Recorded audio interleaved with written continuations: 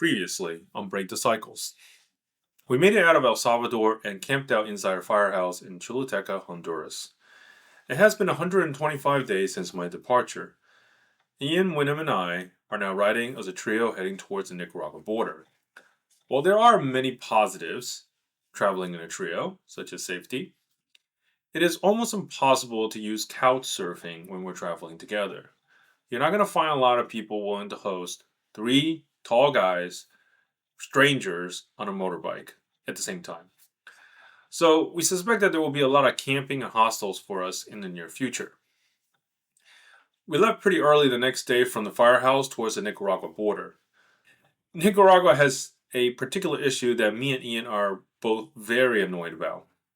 We both have drones, and drones are banned in Nicaragua, which means when we get to the border, if they find the drone on us, they'll simply take it. And in developed country, that might mean they hold it, or you ship it back, or whatever variety of options you have. But in developing country, this pretty much just means some border patrol's kid will now have a new drone. So we still want to take a lot of footage with our drones, so we had to figure out how to get our drone not confiscated and cross the border. Now at this border, every border is different. This one, we had to take the panniers off the bike, all the bags, walk them to the custom office. They got a big scanner on the ground. You just load everything up like an airport, and then they just run it through the scanner. Luckily, they don't scan the motorbike, because once you take everything off the motorbike, you only got, the frame, the motor, and then, there's not really much left on the bike to scan. But because of this, and because we have very tiny drones, we actually took the air filter out of our airbox and stuffed the drone in the airbox and shut it. But of course, you don't want to run the bike without an air filter, but this was our only solution, and it was a very short ride from just outside of the border and then crossing the border. The border crossing took a very long time. The scanning, there was a ton of lines of people looking at all through your stuff. And once we crossed the border, it was still early afternoon because we got there pretty early. We rode 1 mile down the road and took the drone out, put the air filter back in. And we were able to make it through without, getting our stuff confiscated. Now, Wynnum at the time had made some contact with an American guy that was building a resort there in Nicaragua. And the resort was like half built at the time. But the owner was like a really cool guy. And he was like, we have a cabin that's already built. And there's not much amenities, but you're welcome to just use it to, crash there for free for all of us. So we took the offer, but we wanted to go to an active volcano first before we head that direction. However, Wynnum came down with a cold, so he actually beelined straight to the accommodation and left me and Ian to explore volcan telica. Now, going up volcan telica was an epic side quest. This path from the main road, when we turn off the main road onto a dirt path, was a mere 13 miles.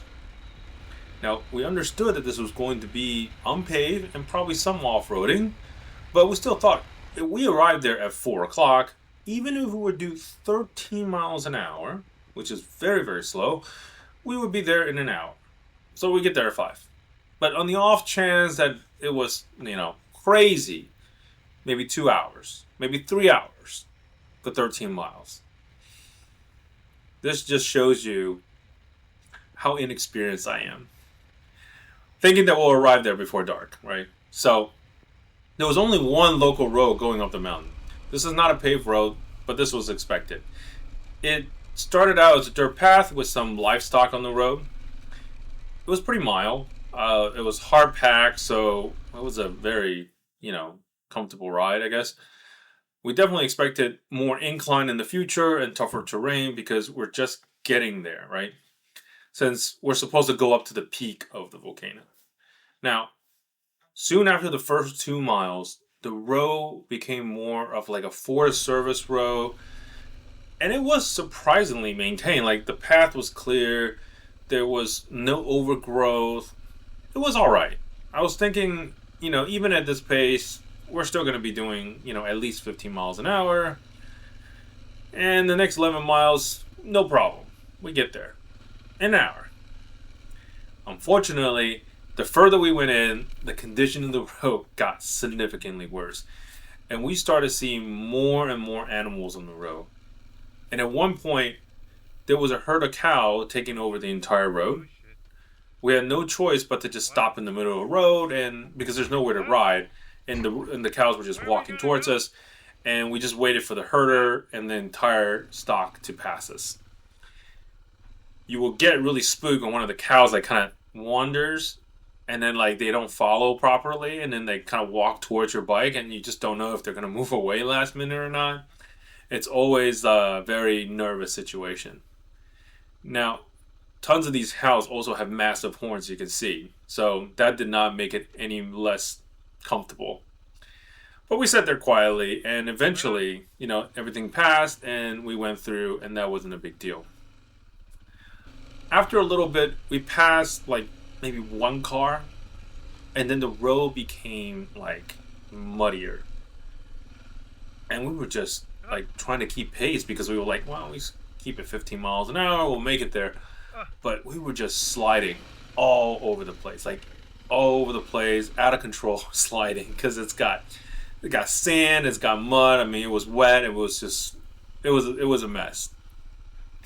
And then eventually we made it a little further in, and we had to wait for another herd of cows, and even larger herd of cows to pass this time, with all the herders walking behind them, and then we were sitting there waiting, and then we just sat there and just took out our phone and just started recording.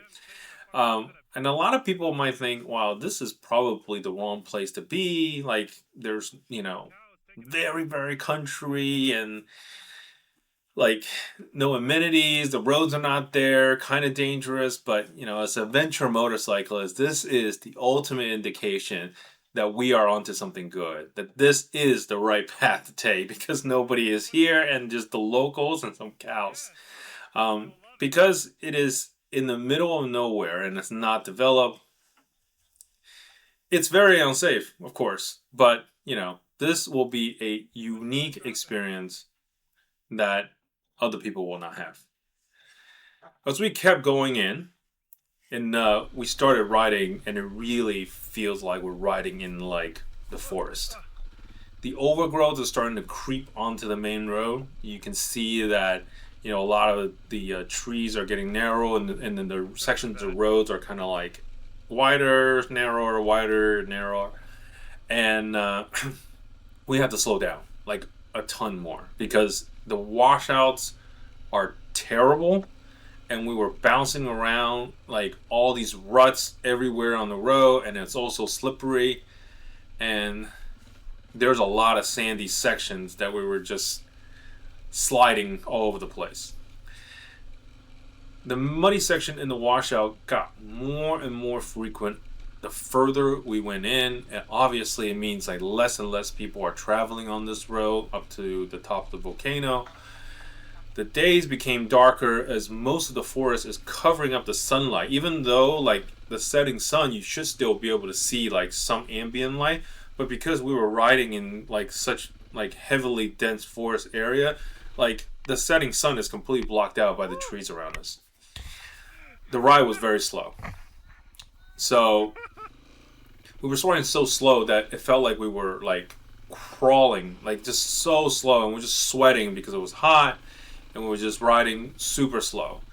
The good thing is, there's absolutely zero traffic. We didn't see one person on this road. It was just us two just riding in the middle. Late afternoon, nobody was there. But eventually, from both exhaustion and a lack of skill, I dropped my bike for the first time. Ian helped me pick the bike up. We continue on our way. It wasn't easy. It was a mild drop. I lost traction, and then the rear tire just slid out, and then I just, dropped the bike and then picked it up, and then we went. And the road was just absolutely horrible, and it just keeps getting worse. And as the visibility gotten worse, along with the worsening of the road, I went down again the second time. Now, dropping your bike is not a big deal, but the amount of effort to pick it up, a fully loaded bike, after a super exhausting ride, it tires you out. First time is okay, you use some strength to pick it up, and you go. The second time, that's a different story. Now you're already exhausted. Now you're getting off the bike again. You're trying to struggle to get it on there, huffing and puffing, get the bike straightened up, and then go again.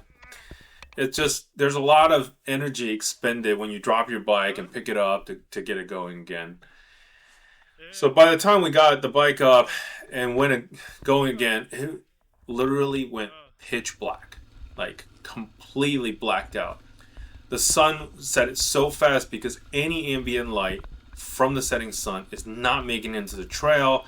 And at this point, the sun is like, already like at the end of the horizon. So we were literally just in the dark.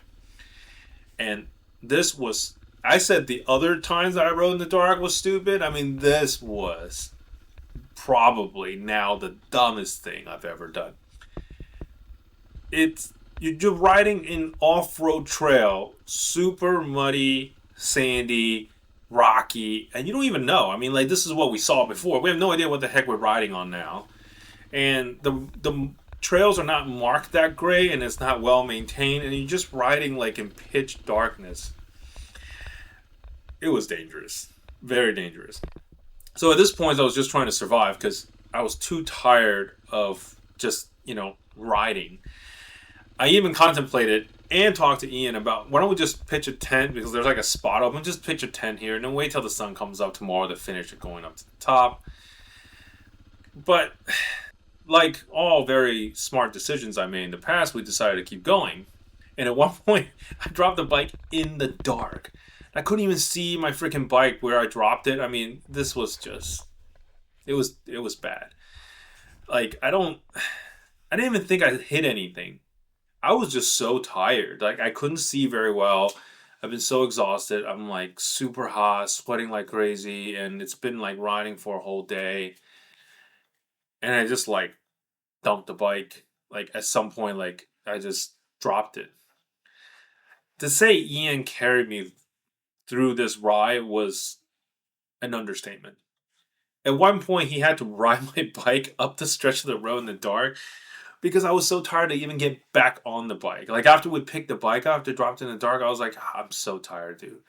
And he's like, yeah, no, I'll just ride it up to the next section where it's flatter, and then you can get on and we can keep going. And I was just like, fine, whatever. We want to keep going, let's keep going. Because obviously we're making great decisions here.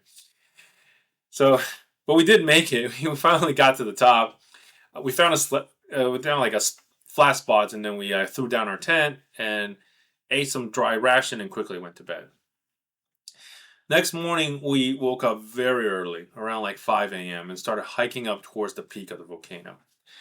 Now, there was not a single soul in sight. There was a trail, very rough trail, but there's no trees going up to the volcano, so you can kind of, the trail is much easier to be seen.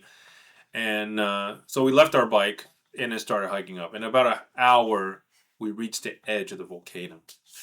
No guardrail, no safety equipment.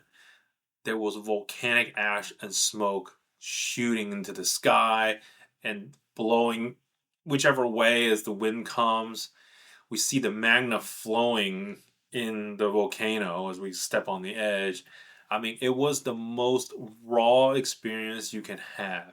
Standing next to an active volcano, like you just discovered it. Like, it was completely like raw experience. It was so good.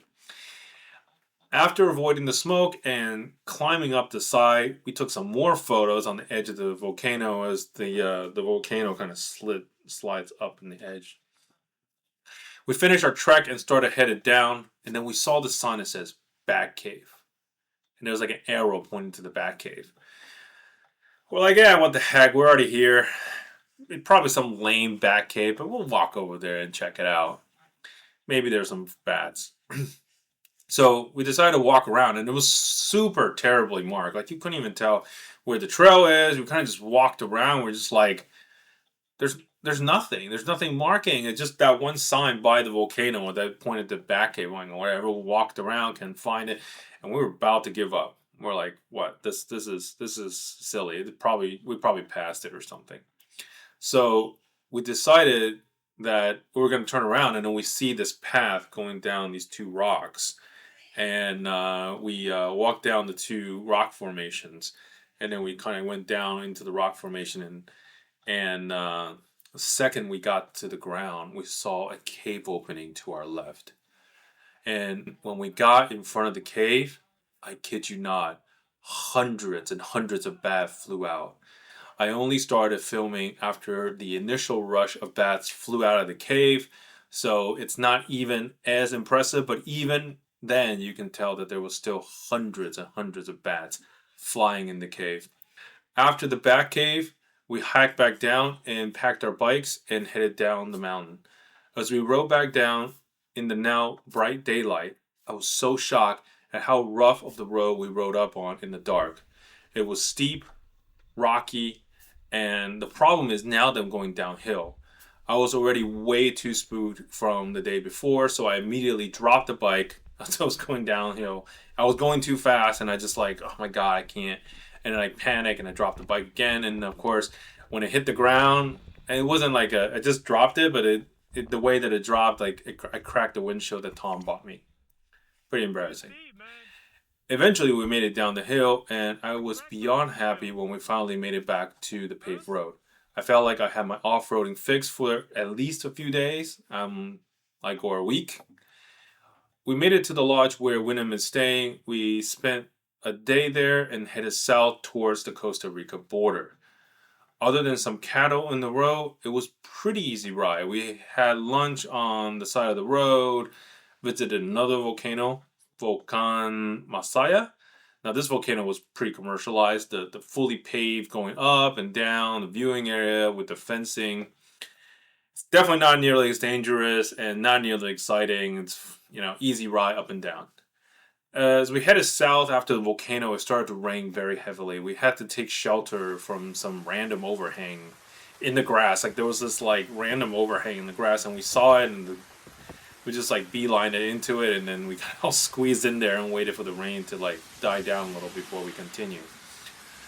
After we reached the huge lake of Lago Cosiboinca, then we took a hostel in the local town. Next time, I crossed into Costa Rica and then into Panama, and then onwards, crossing the Darien Gap.